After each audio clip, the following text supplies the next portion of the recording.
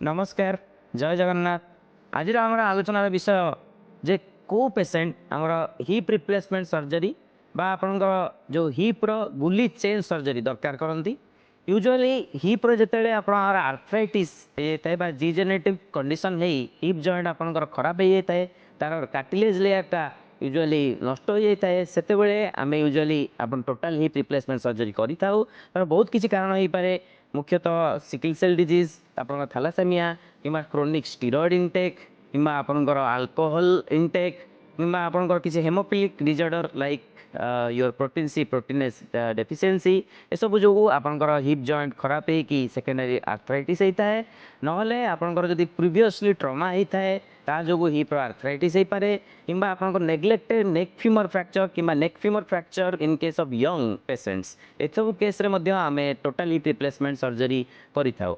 अधिक किसी जानिया पे हमको निम्नलिखित व्हाट्सएप नंबर कॉन्टैक्ट करंतु। नमस्कार जय जगन्नाथ।